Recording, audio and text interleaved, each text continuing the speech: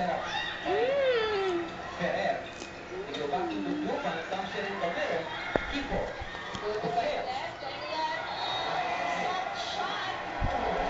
Nice hit right there. You know, recognizing that that was a big empty spot in the middle. Alis dyan.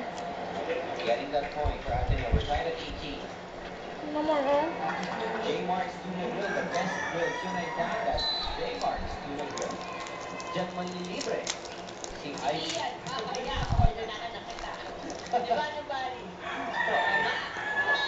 Tuguban hitting it into the net.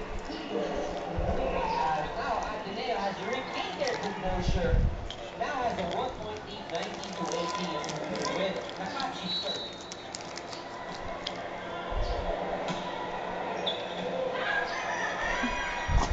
Singson back quick, picked up by Nakachi. Untaya from the back. Goes wide.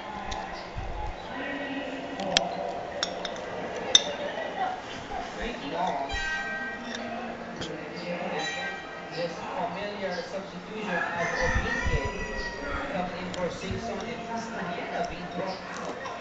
Of course, that's to help with the reception duties at the back. Alright, so we've got a relatively small lineup right now for the Lady Jaguars. Oh, great serve from Obinke. Being left off the block. Back up to the back. Drop shot. Tuguban.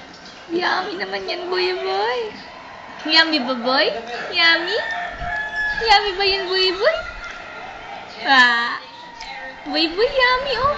Skyflakes. Skyflakes, gusto mo pa, boy?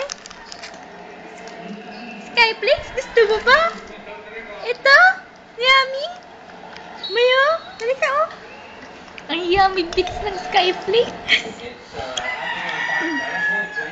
20-19, more reception right there. Let's see if they can set this one up with Guban. Beating Gabriel. Charles Soriano. Open lane. And Charles Soriano, whenever she gets that ball up like that, and she doesn't